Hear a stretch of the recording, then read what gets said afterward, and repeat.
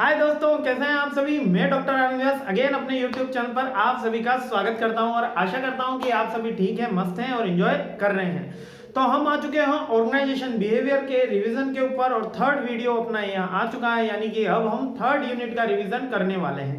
आज के वीडियो में खास क्या रहने वाला है, आज के वीडियो में अपन जोहारी विंडो के बारे में कुछ बात करेंगे, पर्सनालिटी के बारे में कुछ बात करेंगे, टाइप्स ऑफ पर्सनालिटी के बारे में बात करेंगे और बहुत सारी नई नई चीजें सीखने की भी कोशिश करेंगे। यदि आप MBA, BBA, BCom, UGC NET या बीवोक के स्टूडेंट हैं तो ये वाला वीडियो आपके लिए बहुत इंपॉर्टेंट होने वाला है। सीमेट की तैयारी कर रहे हैं तो भी ये वीडियो इंपॉर्टेंट होने वाला है।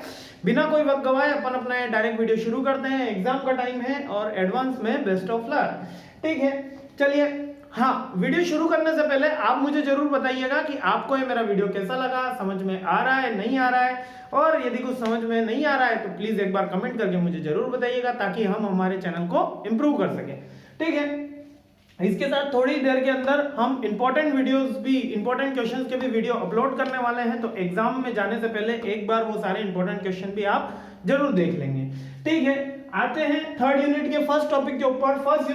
थर्ड यूनिट का फर्स्ट टॉपिक है फंडामेंटल ऑफ इंडिविजुअल बिहेवियर। अब ये फंडामेंटल ऑफ इंडिविजुअल बिहेवियर क्या है, इंडिविजुअल बिहेवियर क्या होता है और फंडामेंटल इसके क्या है, ये सारे के सारे पॉइंट्स अपन को क्लियर करने होंगे। इसके बाद अपन पर्सनैलिटी के ऊपर जाएंगे। तो पहले तो इसकी बुकिश डेफिनेशन देखते हैं। Individual behaviour can be defined as a mix of response of external and internal encouragement. It is the way a person react to different situation, the way someone express the different emotion, behaviors like anger, happiness, love. तो अब sir इसका मतलब क्या है, ये तो अपनी हो गई बुकिश बात है। इंडिविजुअल बिहेवियर का मतलब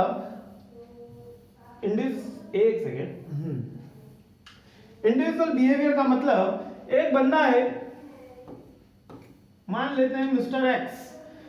अब ये मिस्टर एक्स किसी पर्टिकुलर सिचुएशन में कैसे बिहेव करता है, कैसे रिएक्ट करता है। सपोज कि कोई कार एक्सीडेंट हो गया, कोई कार एक्सीडेंट को देख के ये कैसे रिएक्ट करता है, सैड हो जाता है, बोलता है कि लोगों को चलाने की तमीज नहीं है, गुस्सा हो जाता है, एंग्री होता है, सैड होता है, खुशी महसूस करता है। ये इसका पर्टिकुलर बिहेवियर कहलाता है और इसी को हम इंडिविजुअल बिहेवियर कहते हैं। ये हमारे साथ, सबके साथ अलग अलग होता है।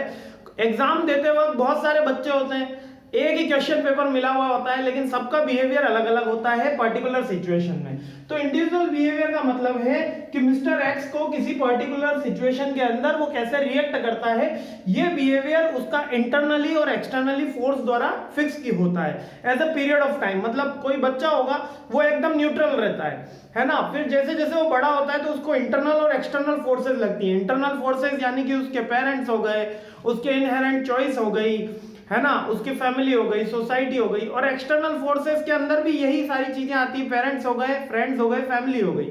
अब सर डिफरेंस क्या है इंटरनल और एक्सटर्नल में? इंटरनल में वो उसको कैसे कैप्चर कर रहा है, उसके अंतरात्मा से क्या बातें होती है, जो उसके इनहेरेंट, जैसे कि कोई बच्चा जो है बचपन से ही अहिंसावादी है, उसके दिल से ही ख्वाहिश रहती है कि हमको लोगों का भला करना है, हमें अहिंसा करनी है।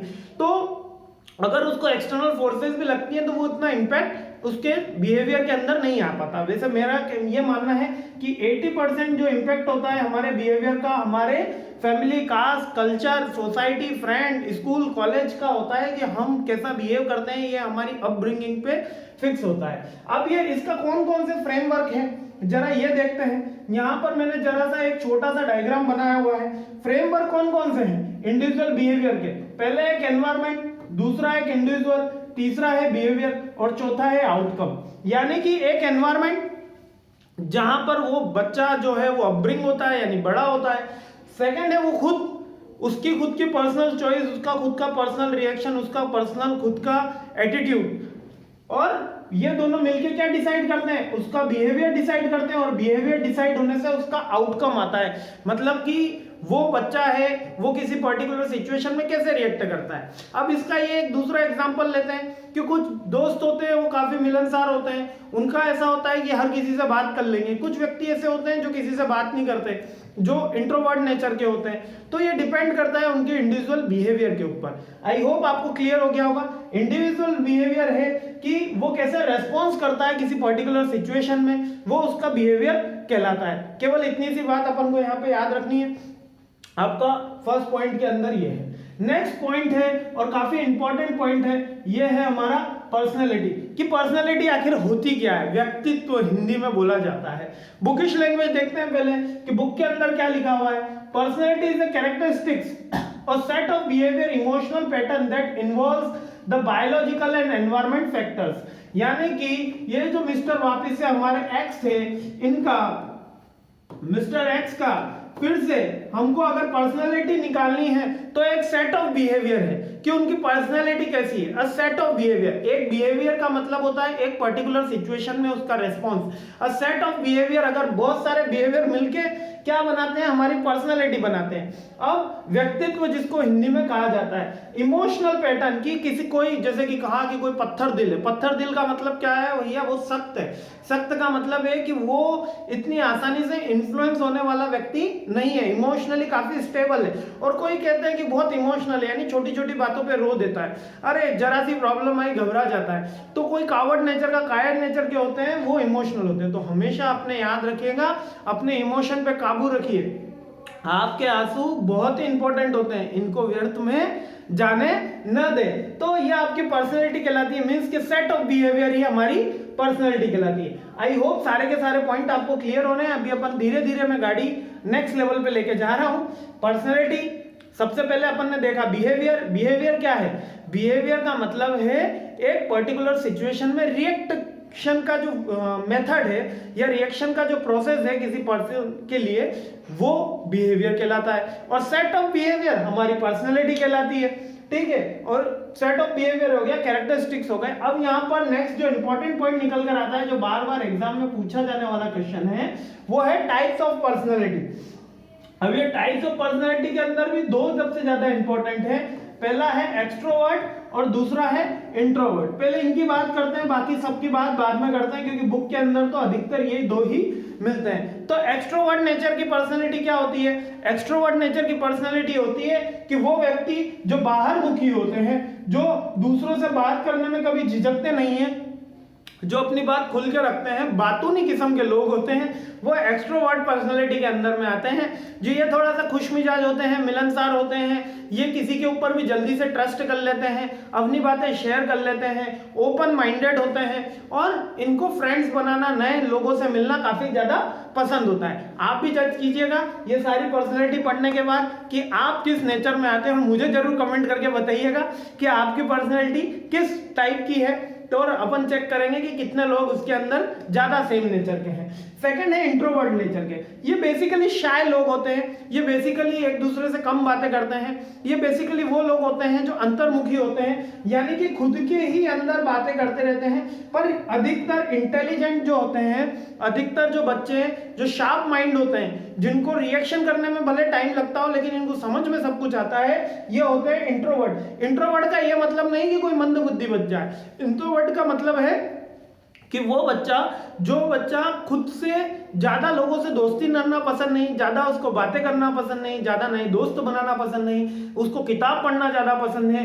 उसको थोड़ा शर्मिला स्वभाव है उसका, वो दूसरे नए दोस्तों से दोस्ती नहीं करता, वो अपनी भावनाएं दूसरों के सामने ज्यादातर व्यक्त नहीं करते, लेकिन ये बुद्धिमानी में काफी अच्छे माने जाते हैं। तो ये इंट्रोवर्ट नेचर के लोग होते हैं और कुछ एक्सट्रोवर्ट नेचर के लोग होते हैं। बुक के अंदर तो ये दो ही दे रखे हैं, इसके अलावा भी कुछ टाइप्स हैं। इसके अलावा तीसरा टाइप आया है आपका थिंकर्स। थिंकर्स क्या होते हैं, ये चिंतनशील प्राणी होते हैं। ये थिंकर्स क्या लोग होते हैं, एक इंट्रोवर्ट भी होते हैं और इसके साथ कुछ सोचते जाना है। अब ये एक्सट्रोवर्ट भी हो सकते हैं और इंट्रोवर्ट भी हो सकते हैं, इसलिए इन दोनों को अलग माना जाता है और ये थिंकर्स और फीलर्स को अलग माना जाता है। अब ये थिंकर्स फीलर्स क्या है, थिंकर्स वो लोग होते हैं जो ज्यादा सोचते हैं, टू मेक 10 डिसीजन, ये काफी ज्यादा एनालिसिस करते हैं कोई भी डिसीजन लेने में। कुछ भी चीज करनी है, अरे बीकॉम करनी है, बीएससी करनी है, बीटेक करनी है, एमबीए करना है, बीकॉम के बाद क्या करना है, आज के दुकान चलानी है, मेरे को बिजनेस करना है, नया एंटरप्रेन्योर बनना है, बहुत ज्यादा सोचते हैं। मतलब सोचने का समय आप ये मान लीजिए कि 1 साल 2 साल, बहुत ज्यादा हमेशा चिंता रहती है इनको कि किसी न किसी बात की हमेशा चिंतन में रहते हैं। तो दीज आर द थिंकर्स। अब ये एक्सट्रोवर्ट्स भी हो सकते हैं, इंट्रोवर्ट्स भी हो सकते हैं। और दूसरे होते हैं फीलर्स। फीलर्स क्या होते हैं कि ये सेंसिटिव होते हैं बहुत एनवायरनमेंट को लेके, कि हल्का सा इनको अगर कुछ कह दिया तो इनको बहुत लंबे समय तक वो बातें याद रहती हैं। जैसे कि किसी ने कहा कि आपसे काम नहीं होगा या आपसे काम होगा, तो इनको बहुत लंबे समय तक ये बातें याद रहती हैं, इनके माइंड के अंदर यही सब कुछ चलता रहता है कि उसने मुझे ऐसा क्यों कहा, उसके कहने से क्या प्रभाव पड़ा, क्या मैं वास्तव में ऐसा हूं, क्या मैं वास्तव में ऐसा कार्य करता हूं। तो ये होते हैं फीलर्स। अब मेरे को एक बात यहां पर आपको बात समझानी है कि आप हमेशा याद रखिए कि आपकी खुशी का जिम्मेदार, आपकी हैप्पीनेस का जिम्मेदार केवल और केवल आप ही हैं। तो ये क्या कहलाते हैं, फीलर्स बनने की कभी भी कोशिश मत कीजिए। किसी ने कुछ आपको कहा है, कोई बात नहीं, हाँ बड़े लोग कुछ कह रहे हैं, कोई भलाई के लिए कह रहे हैं तो बात मान लीजिए। लेकिन अगर कोई आपको डांट रहा है, कोई आपके कलीग है, बॉस है, जो आपके ऑब्जेक्ट के विपरीत है, केवल आपसे ईर्ष्या द्वेष की भावना से अगर कोई बात हो रही है, या अगर आप किसी के माइंड में लेके कि उसने मेरे को ऐसा कैसे कह दिया, अबे तू कौन होता है मुझे समझाने वाला, उसने मुझे अबे कह दिया, अगर ये बात आपके माइंड के अंदर लॉन्ग टर्म तक चलती रहती है तो यू आर फीलर्स कैटेगरी, कि आपकी फीलर्स कैटेगरी है। यहां पर थिंक नहीं कर रहे हैं, यहां पर आपको फील हो रहा है। एक थिंक होता है कि मुझे भविष्य में क्या करना है, मैं कुछ कर पाऊंगा नहीं कर पाऊंगा, और फीलर कि उसने मुझे कुछ कह दिया, काफी सेंसिटिव मेथड के होते हैं। हाँ, ये काफी कॉपरेशन होते हैं, या ये भी इजीली ट्रस्ट कर लेते हैं, इनके जो नेचर के अकॉर्डिंग होता है। तो ये फीलर्स बनने की कभी भी कोशिश ना करें, भले इंट्रोवर्ट बने एक्सट्रोवर्ट बने वो डिपेंड है, लेकिन फीलर्स नहीं बने। थिंकर्स होना जरूरी है कि हमें हमेशा सोचना जरूरी है। आगे अपन चलते हैं, आगे है जजर्स। जजर्स क्या होते हैं, ये आप किसी पर्टिकुलर सिचुएशन के अंदर ट्रस्ट करते हैं। कोई व्यक्ति होता है ना कि उसको कोई प्रॉब्लम नहीं हो, फिर भी वो दोस्त को फोन लगा के पूछता है कि यार आपके पास 5,000 रुपए उधार है, क्या आप मेरे को यहाँ पर लेने आ सकते हैं, क्या आप मेरे को आज पार्टी दे सकते हैं, क्या आप मेरे साथ आज ऐसा कर सकते हैं। तो वो क्या होते हैं जजेस, कि पहले पर्टिकुलर सिचुएशन में उनको टेस्ट करते हैं। जो टेस्ट करने के बाद यदि पास होता है तो उसी के अकॉर्डिंग वो अपने रूल बनाते हैं, उसी के अकॉर्डिंग उसके लिए पर्सनैलिटी एक डेवलप हो जाती है।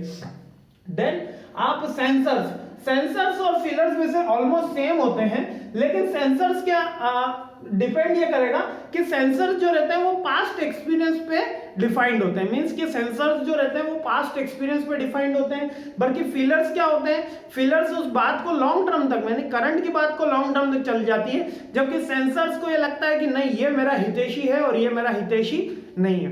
तो सर ये तो बहुत सारा कंफ्यूजन हो गया, तो एग्जाम में कैसे लिखना है। तो अब एग्जाम में लिखने के लिए सबसे पहला आप तो एक तो एक्सट्रोवर्ट याद रख लीजिए।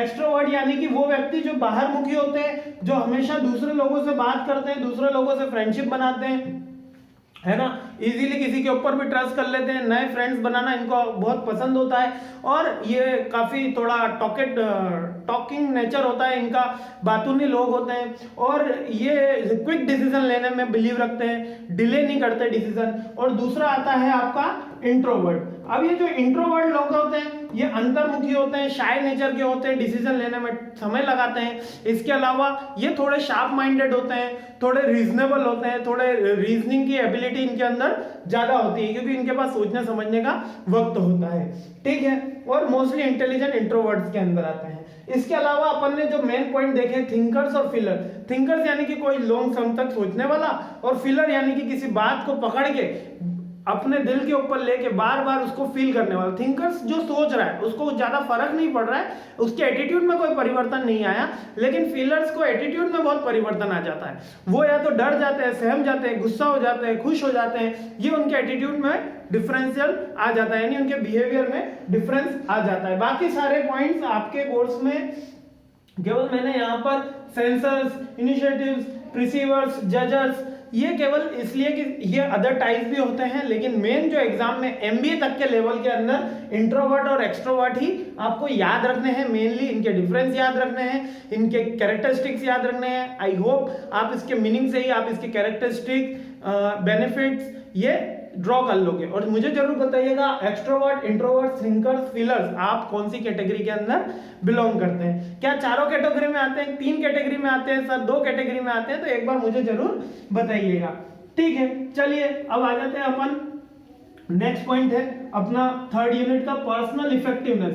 अब ये पर्सनल इफेक्टिवनेस क्या है, ठीक है, ये भी एक अच्छा क्वेश्चन बनता है कि personal effectiveness means getting the best out of yourself.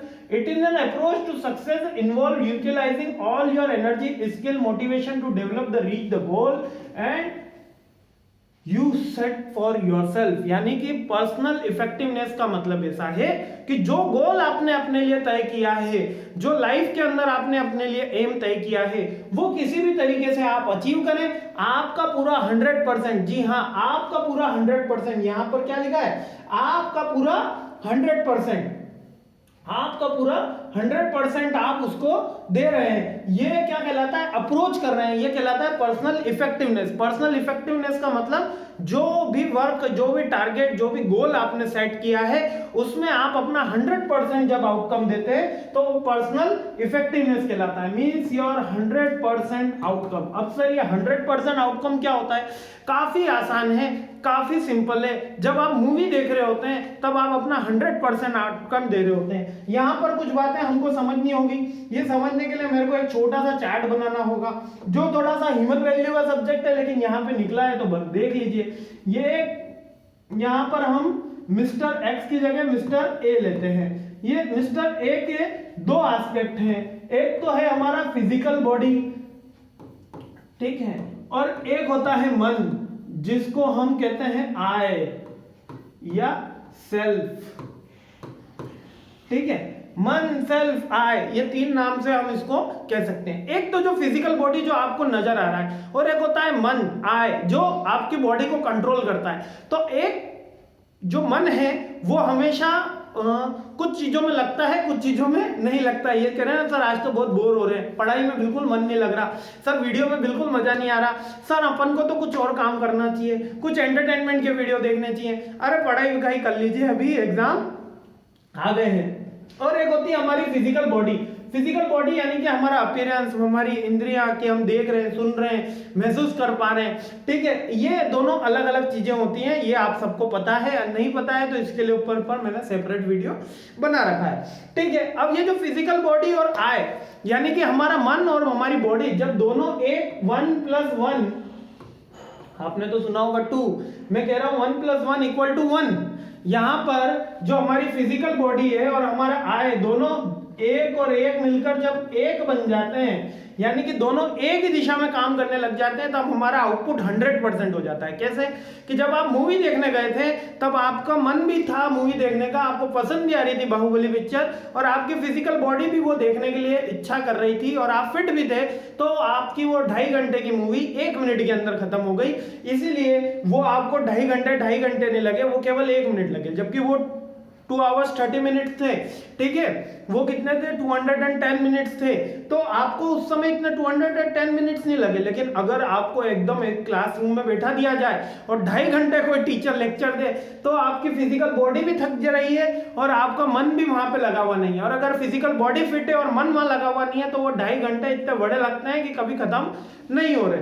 तो ये होता है आपका 100%। जब आपका पढ़ाई में मन लग रहा है और आप फिजिकली फिट हैं, तो यकीन मानिए आपको एग्जाम के पहले ऐसा होता है कि 4 आवर्स की आप स्टडी करते हैं, तो आपको ऐसा ही लगता है कि हमने तो अभी 5 मिनट ही पढ़ा है, अभी तो पढ़ने के लिए बहुत कुछ बाकी है। तो जब आपका मन और आपकी बॉडी दोनों एक ही तरफ रिएक्ट करते हैं, तब समय एक क्विक क्लिक की तरह पास हो जाता है, यदि आप दोनों एक ही जगह हैं। और अगर नहीं वर्क करते हैं तो एक क्लिक भी 1 घंटा 1 दिन के बराबर लगने लग जाता है। तो यदि आपको आपकी बॉडी से 100% काम कराना है, तो बॉडी और आई दोनों को एक साथ वर्क करना जरूरी है। और इसको क्या कहते हैं, इसी को तो कहते हैं पर्सनल इफेक्टिवनेस, इसी पॉइंट को तो कहते हैं पर्सनल इफेक्टिवनेस। आई होप आपको समझ में आ गया होगा।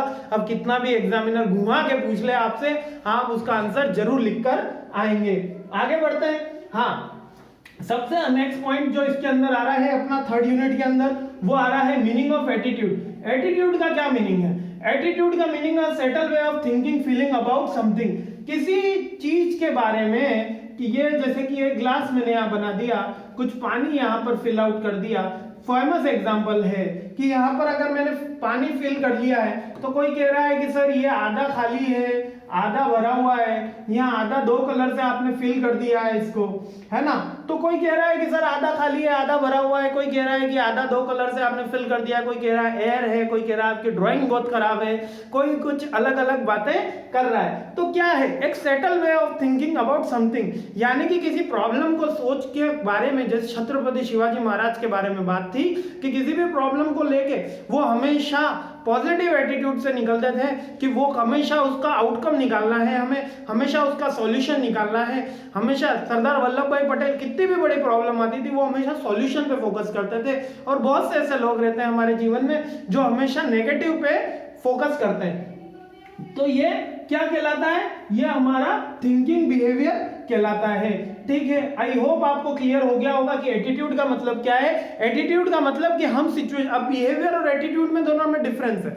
बिहेवियर यानी कि हमारा व्यवहार होता है, हम अच्छे व्यवहार वाले हो सकते हैं, बुरे व्यवहार वाले हो सकते हैं, एक्सटर्नल हो सकते हैं, इंट्रोवर्ट हो सकते हैं, एक्सट्रोवर्ट हो सकते हैं। एटीट्यूड का मतलब है कि उस पर्टिकुलर सिचुएशन में हमारा कैसा रिएक्शन है, और बिहेवियर भी उसी तरीके से है। बिहेवियर थोड़ा सा लिबरल वे में और थोड़ा ब्रॉडर एस्पेक्ट पे होता है, जबकि एटीट्यूड में हम केवल उसका नैरो एस्पेक्ट पे लेते हैं कि उसका एटीट्यूड कैसा है। आप याद रखिएगा, आप कहीं भी इंटरव्यू देने जाएंगे तो आपको आस्क पैरामीटर पे आपका इंटरव्यू होता है। आस्क क्या है sir, A for attitude, S for skill, K for knowledge. A for attitude, S for skill और के फॉर नॉलेज। इंटरव्यू में चेक किया जाता है कि आपका एटीट्यूड कैसा है, एस से चेक किया जाता है आप में अंदर कितनी स्किल है, कम्युनिकेशन स्किल कितनी है, इंग्लिश कितनी जानते हैं भैया, कंप्यूटर की स्किल कितनी है, टेक्निकल स्किल कितनी है, के फॉर नॉलेज, जो आपने बुकिश पढ़ा है वो सही पढ़ा है, सही से आपके परसेंटेज बने। तो ए फॉर एटीट्यूड क्या जज करेंगे, एटीट्यूड के अंदर आपका वे ऑफ ड्रेसिंग, आप कितने सीरियस हैं, आप किस टाइम पे आए हैं, आप जॉब के प्रति कितने ईमानदार हैं, आप क्या टाइम से पहले आए हैं, टाइम के बाद आए हैं, आप सीवी लेकर आए, सीवी वहीं पे प्रिंट कराए। तो attitude toward a particular situation. तो ये सारी की सारी चीजें क्या कहलाती हैं, ये आस्क में आपका चेक होता है। आई होप आपको क्लियर हो गया होगा। ठीक है, अ settle way of thinking feeling about something, ये होता है आपका एटीट्यूड का मीनिंग। अब आ जाते हैं टाइप, एटीट्यूड के टाइप। जैसे कि अभी अपन ने बिहेवियर के टाइप देखे थे, अब अपन एटीट्यूड के टाइप देखते हैं, पॉजिटिव एटीट्यूड, नेगेटिव एटीट्यूड। अच्छा, एक ही व्यक्ति के अंदर सारे तरीके के एटीट्यूड हो सकते हैं, किसी सिचुएशन में पॉजिटिव भी हो सकता है, किसी सिचुएशन में नेगेटिव भी हो सकता है, बट बिहेवियर उसका इन सारे एटीट्यूड्स का कंप्रेस होके एक एक्टिविटी बनती है, वो उसका बिहेवियर होता है, और बहुत सारे बिहेवियर मिलके एक पर्सनैलिटी का निर्माण करते हैं। यानी कि फर्स्ट पॉइंट है आपका एटीट्यूड, ये एटीट्यूड मिला के एटीट्यूड एटीट्यूड एटीट्यूड, ठीक है ये एटीट्यूड मिला के आपका बिहेवियर का निर्माण करते हैं, और बहुत सारे बिहेवियर का निर्माण होने के बाद एक आपकी बड़ी पर्सनैलिटी का निर्माण होता है। ठीक है, आई होप ये चार्ट से आपको समझ में आ जाएगा। अब ये पॉजिटिव एटीट्यूड क्या है, पॉजिटिव एटीट्यूड का मतलब प्रॉब्लम के बारे में नहीं सोचना, सॉल्यूशन के बारे में सोचना, हमेशा आगे बढ़ने की सोचना, मींस पॉजिटिव रहना, सकारात्मक दृष्टिकोण को ही पॉजिटिव एटीट्यूड कहते हैं। ये हमारे साथ चेंज होता रहता है, कभी हम सकारात्मक दृष्टिकोण रखते हैं, कभी हम नकारात्मक हो जाते हैं, नहीं नेगेटिव एटीट्यूड आ जाता है। जब भी हमारे एग्जाम आने वाले होते हैं तो हम नेगेटिव एटीट्यूड में चले जाते हैं। जब भारत का मैच चल रहा होता है, क्रिकेट मैच, तो हम सभी पॉजिटिव एटीट्यूड, अरे 90 नंबर पे भी आएगा तो गेंदबाज छक्का मार के हमको मैच जिताएगा, ये हमारा पॉजिटिव एटीट्यूड हो जाता है। देखिएगा, जब अपन क्रिकेट मैच देख रहे होते हैं तब हम पॉजिटिव एटीट्यूड में आ जाते हैं कि नहीं, हाँ इंडिया जीतेगी ही जीतेगी। कभी भी ये नहीं, जो देशभक्त रहता है, देश प्रेमी रहता है, वो कहता है कि इंडिया जीतेगी, भले कितनी सिचुएशन खराब हो गई हो, सामने वाले ने हमारे 9 विकेट गिरा दिए हो, हमारा आखिरी विकेट बचा हुआ हो, एक तरफ हार्दिक पांड्या खेल रहा है, दूसरी तरफ बॉलर खेल रहा है, और 2 ओवर के अंदर 40 रन बनाने, तब भी हर हिंदुस्तानी का दिल क्या कहता है कि हम जीतेंगे जीतेंगे। तो यही क्या कहलाता है, पॉजिटिव एटीट्यूड कहलाता है। नेगेटिव एटीट्यूड, जब हमारा खुद का एग्जाम आने वाला होता है, भले ही हमने कितना अच्छा राइटअप करा, हम ये सोचने लग जाते हैं अरे क्या होगा, कैसे होगा, कितने नंबर आएंगे, ये सारे के सारे नेगेटिव एटीट्यूड। न्यूट्रल एटीट्यूड, ये आजकल बहुत लोगों के अंदर बहुत बहुतायत में हो गया है। दूसरे लोग, कोई रोड पे एक्सीडेंट हो गया, अरे अपने को क्या, अपने को तो ऑफिस जाने में लेट हो रही है, अपन को तो कॉलेज जाने में लेट हो रहा है, अरे कुछ वहां पे प्रॉब्लम हुई है, हमको उससे कोई लेना देना नहीं है। ये होता है न्यूट्रल एटीट्यूड, मींस कि किसी भी पर्टिकुलर सिचुएशन में कुछ भी राय नहीं रखना, पॉजिटिव भी नहीं रखना, नेगेटिव भी नहीं रखना, न्यूट्रल एटीट्यूड रखना। स्किन एटीट्यूड, अब ये स्किन एटीट्यूड क्या है, ये नए वेराइटी का एटीट्यूड निकला है। ये नेगेटिव एटीट्यूड का ही सब पार्ट है। इसको नेगेटिव बिकम नेगेटिव, ये बिकम हो जाता है, मींस के यहाँ पे ये नेगेटिव नहीं है लेकिन नेगेटिव बन जाएगा। जैसे कि स्किन एटीट्यूड में क्या होता है, न्यूट्रल भी आपको समझ में आ गया, पॉजिटिव यानी सकारात्मक, नकारात्मक, न्यूट्रल यानी कि कोई भी उस पर रिस्पॉन्स नहीं करना। स्किन एटीट्यूड यानी कि शुरुआत में नेगेटिव रहना और बाद में जाके नेगेटिव हो ही जाना, अरे वो तो व्यक्ति बहुत बुरा है, वो व्यक्ति बहुत बुरा है, और उसने अगर कोई भी प्रॉब्लम कर ली तो हम उसको बुरा मान लेते हैं, यानी हालो इफेक्ट। इसको हालो इफेक्ट भी बोलते हैं। क्या होता है हालो इफेक्ट, यानी एक ग्रुप ऑफ पीपल है, कोई 5 जने हैं, 5 जनों में से 4 जने चोर हैं तो हम 5वें को भी चोर समझ लेंगे। यही हमारा स्किन एटीट्यूड होता है, यानी कि नेगेटिव मान लेना। हालो इफेक्ट यानी कि 4 मतलब ग्रुप को देख के हम इस पर्टिकुलर बंदे की भी घोषणा कर देते हैं। आईआईटीएंस का ग्रुप निकल रहा था, 20 बच्चे आईआईटी के निकले, सीएस ब्रांच के, तो लोगों ने कहा सारे के सारे इंटेलिजेंट हैं, भले 19-18 जो है वो इंटेलिजेंट है, 2 जो है वो टप्पा मार के चीटिंग करके पास होके वहां तक पहुंच गए। लेकिन हालो इफेक्ट क्या कह रहा है कि हमने सब ये मान लिया कि वो आईआईटी से है तो वो सभी ग्रुप ऑफ पीपल है, इसलिए वो सभी इंटेलिजेंट होंगे। हम उनके सारे एडवर्स चीजें भूल जाते हैं। और स्किन के अंदर हम क्या करते हैं कि हम नेगेटिव उसके प्री डिसाइडेड कर लेते हैं कि वो नेगेटिव होने वाला है, और फ्यूचर के अंदर वो नेगेटिव होते होते वो फिर पूरा नेगेटिव बन जाता है। मींस कि स्टार्टिंग बिकमिंग नेगेटिव मतलब प्री डिसाइडेड माइंडसेट रहता है कि वो नेगेटिव होगा।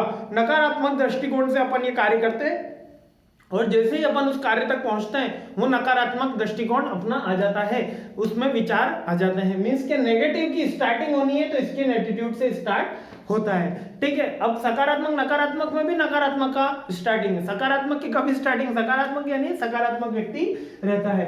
ठीक है, अब नेक्स्ट चलते हैं अपन attitude formation and attitude change पे। अब एटीट्यूड कैसे बनता है, मैंने आपको 80-20 का फैक्टर बताया था कि 80% जो है वो एक्सटर्नल फैक्टर है, 20% जो है वो इंटरनल फैक्टर है जिनसे हमारा एटीट्यूड बनता है। पहला है एक्सपीरियंस। एक्सपीरियंस, कोई कुत्ता यहाँ पर देखिए कि कोई डॉग बात कर रहा है, भौंक रहा है, तो हमको उससे डर लगने लग गया।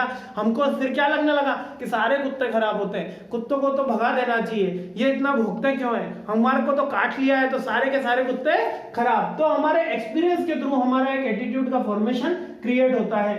सेकेंड है सोशल नॉर्म्स। मंदिर के बाहर गए और देखा कि सबने चप्पल उतारी है तो मेरे को भी वहां जाके चप्पल उतारनी है। मस्जिद में गया तो वहां पे हाथ मुंह धो के अंदर घुसा। चर्च में गया तो वहां जाकर देखा कि यहाँ तो जूते पहन के भी आ गए तो कोई दिक्कत नहीं है, यहाँ जूते पहन के भी आ सकते हैं।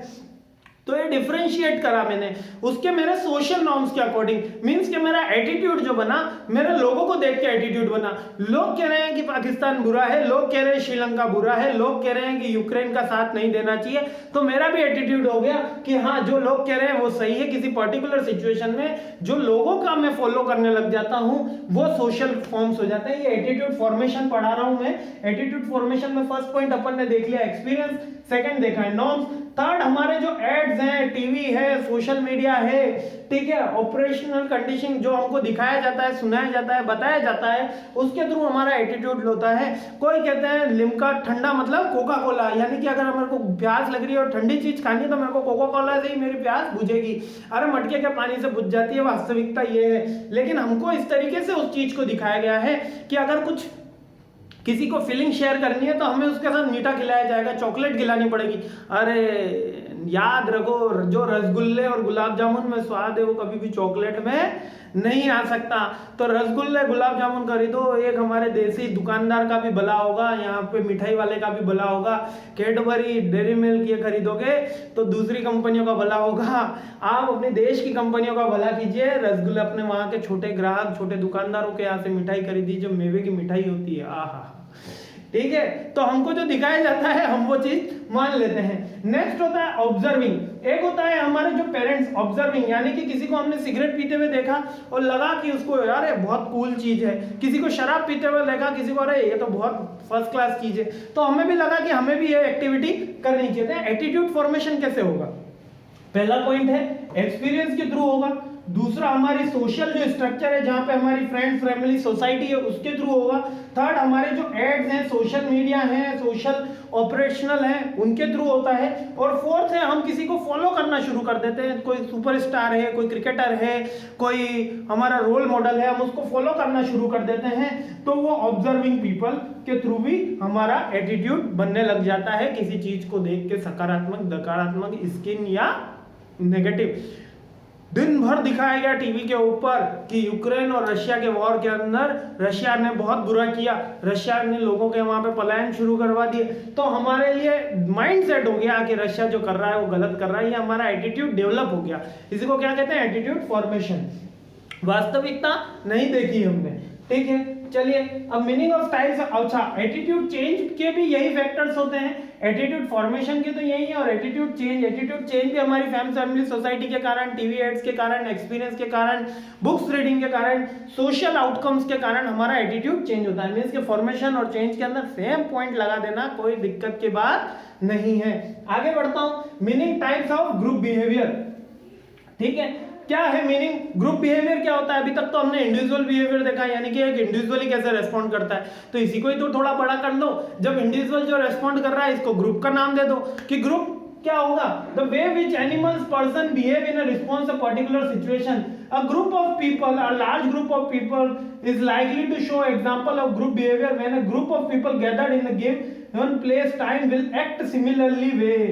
एक ग्रुप ऑफ पीपल है, यानी यहाँ पर मिस्टर ए और मिस्टर एक्स ही नहीं है, यहाँ पे बहुत सारे लोग हैं और किसी पर्टिकुलर सिचुएशन में सेम ग्रुप बिहेवियर का मतलब क्या है? किसी पर्टिकुलर सिचुएशन में सेम बिहेव कर रहे हैं। एग्जाम देने आए तो सभी एग्जाम राइट अप कर रहे हैं, एग्जाम देने आए तो सभी टेंशन में बैठे हैं। जो जैसे कि आंदोलन चलता है आजकल हमारे देश में, आंदोलन भी बहुत चलने लग गए हैं, तो चलना भी चाहिए, लोगों को सरकार के खिलाफ आवाज भी उठानी चाहिए, जहां गलत हो रहा है वो बताना भी चाहिए, लेकिन अहिंसा के मार्ग पे चल के। हमेशा हिंसा कभी भी इसका सॉल्यूशन नहीं होती।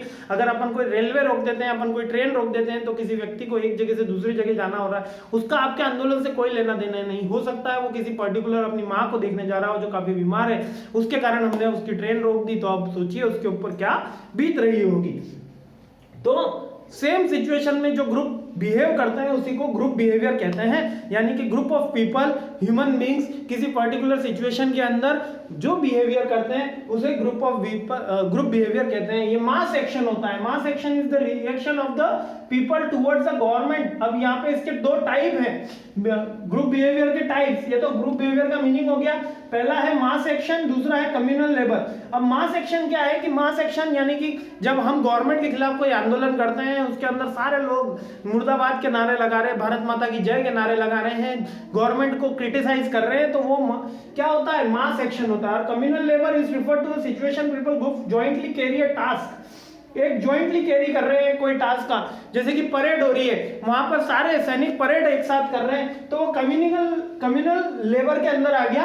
और अगर हम कोई गवर्नमेंट के खिलाफ एक्शन कर रहे हैं तो वो मास एक्शन में आ गया, जिसको प्रोटेस्ट कहा जाता है, वो मास एक्शन होता है। लेकिन एक कोई ग्रुप कोई एक्ट कर रहा है, जैसे कोई नाटक चल रहा है, तो उसका कम्युनल लेबर के अंदर आता है।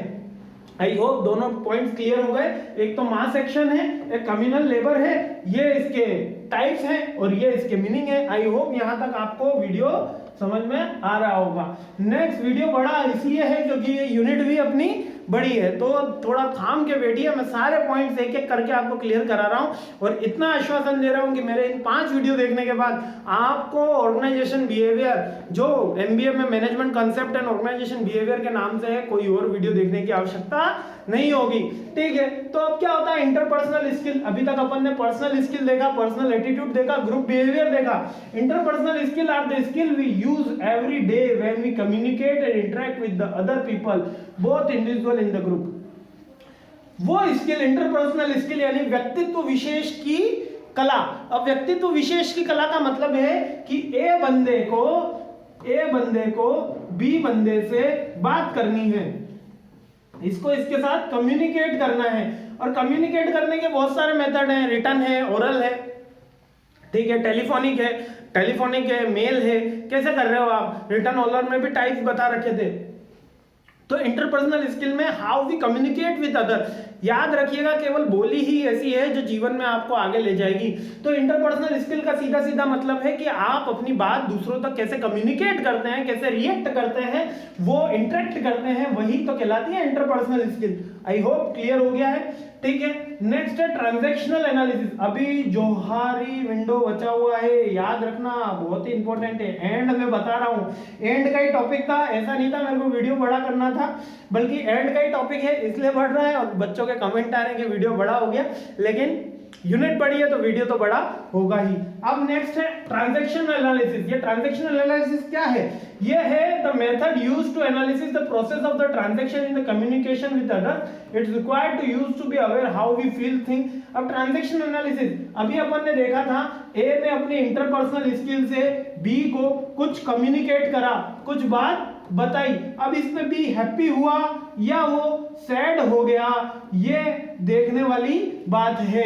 वो हैप्पी हुआ या सैड हो गया, इसी एनालिसिस को तो ट्रांजैक्शन एनालिसिस कहते हैं कि जो आपने उसको बात बोली उसके ऊपर रेस्पॉन्ड क्या रहा, इसी को ट्रांजैक्शन एनालिसिस कहते हैं। How the other person react on your interpersonal, on your communication, how the other person react. I hope I am clear to each and everyone. Last topic आ गया है जी, बहुत ही इंपॉर्टेंट टॉपिक, और ये Johari window का topic है। अब ये जोहारी विंडो क्या होती है? विंडो का मतलब तो होता है खिड़की। अब जोहारी क्या है sir? Johari window is a technique to design to help people better understanding their relationship themself and other. Johari window क्या है कि एक टेक्निक डेवलप करी गई जिसके द्वारा हम खुद के साथ, यानी कि यहाँ जो मिस्टर एक्स है, मिस्टर ए है, ये खुद के साथ कैसा इसका बिहेवियर है और दूसरों के साथ इसका कैसा बिहेवियर है, इसके बारे में हम आउटकम निकाल पाए कि खुद के साथ कैसा बिहेवियर है और दूसरों के साथ कैसा बिहेवियर है। इसको जोहारी विंडो कहा गया। अब ये जोहारी विंडो पे आगे चलते हैं। यहाँ पर एक छोटा सा मॉडल मैंने बना रखा है। अब ये आपको अगर थोड़ा सा ब्राइटनेस ज्यादा नहीं आ रही तो ध्यान से देखिएगा। जोहारी विंडो मॉडल के अंदर दो दिखा है, knowns to the other, not knowns to the other. मतलब वो चीजें जो हम दूसरों को बताते हैं, जैसे कि मैं कौन हूं, डॉक्टर आनंद व्यास, जो मेरा पर्सनालिटी दिख रही है, जो मेरा कॉस्ट्यूम दिख रहा है, जो मेरी फीलिंग्स दिख रही है, वो नॉन्स टू द अदर हम दूसरों को रिप्रेजेंट करते हैं। Not knowns to the other, जो दूसरों को नहीं बताई जाती, the things we are not shown to the everyone, वो इधर लिखा है। और नॉन्स टू द सेल्फ, यानी कि जो चीजें मैं खुद को बताता हूं कि मैं क्या हूं, एक टीचर हूं, मैं क्या हूं, MBA, BBA, BCom, UGC NET की तैयारी करवाता हूं, यूट्यूब पे वीडियो बनाते हैं, तो ये खुद को बताई गई। और कुछ बातें हमारे बारे में होती है जो हमें नहीं पता होती, लेकिन हमारे फ्रेंड्स, फैमिली, हमारे पेरेंट्स, इन्हें पता होती है कि क्या है हमारे बारे में वो बातें। तो ठीक है, ये इसका स्ट्रक्चर बन जाए। अब इसमें आगे चलते हैं। हाँ, अब इसमें मैं जब आगे चला तो जब मेरी नॉन टू द अदर है, उसमें नॉन टू द सेल्फ, यानी कि दूसरों को भी पता है और मुझे भी पता है, वो कहलाता है ओपन एरिया। यानी कि यही ओपन एरिया मैं सबको दिखाता हूं। जो चीज मैं खुद को बता रहा हूं और दूसरों को भी बता रहा हूं कि मैं ऐसा हूं, मैं इस क्लास में पढ़ता हूं, मेरे ये सिचुएशन है, मेरे पेरेंट्स ये है, मेरे मदर फादर ये है, मेरे इतने सिबलिंग्स हैं, मेरा नेचर ऐसा है, इंट्रोवर्ट है, एक्सट्रोवर्ट है, ये ओपन एरिया कहलाता है, नॉन टू द सेल्फ। ये मुझे भी पता है। अब इसी में आता है, मुझे तो पता है लेकिन मैं दूसरों को नहीं बताता, ये मेरा क्या कहलाता है? Hidden area. थोड़ा सा क्लीन कर देता हूं।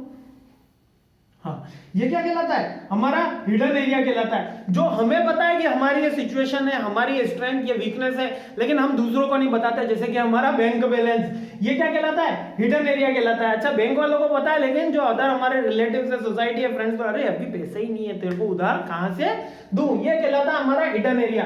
ठीक है, जो दूसरों को बता दिया वो ओपन एरिया, जो दूसरों को नहीं बताया वो हिडन एरिया। हो गया याद? चलिए आगे चलते हैं।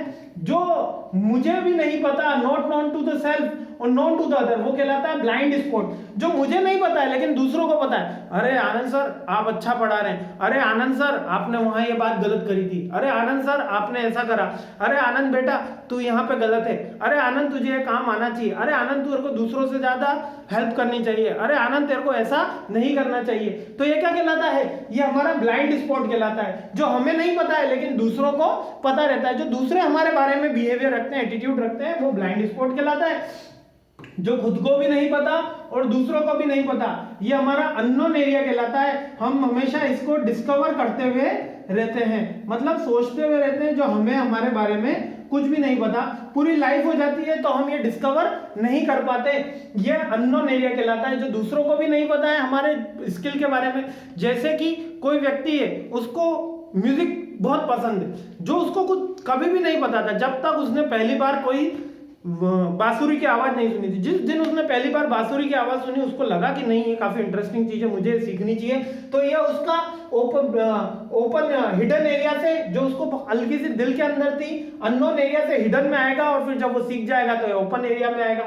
तो ऐसी कुछ चीजें होती है जो हमें भी नहीं पता और किसी को भी नहीं पता, केवल भगवान ही जानते हैं, वो अननोन एरिया कहलाता है। यानी कि यहाँ पर 2 कॉलम दिए हुए हैं और 2 रो दी हुई है, known to self, not known to me. मुझे पता है, मुझे नहीं पता, दूसरों को पता है, दूसरों को नहीं पता। जो दूसरों को नहीं पता वो हिडन एरिया, और जो किसी को नहीं पता वो अननोन। जो दूसरों को पता है मुझे भी पता है वो ओपन, और जो मुझे पता है लेकिन मुझे नहीं पता लेकिन दूसरों को पता है वो कहलाता है ब्लाइंड स्पॉट। आई होप 1 2 3 4 इसके अनुसार आप खुद चेक कीजिएगा कि आपके कितने ब्लाइंड स्पॉट है, आपके कितने ओपन एरिया है और आपके कितने हिडन एरिया है। आई होप यहां तक सारे पॉइंट्स आपको क्लियर हो गए होंगे। तो मैं doctor Anand Vyas, thanks for watching my video. Please मुझे जरूर बताइएगा मेरा वीडियो कैसा लगा, और पसंद आए तो एक लाइक तो बनता है। Thank you.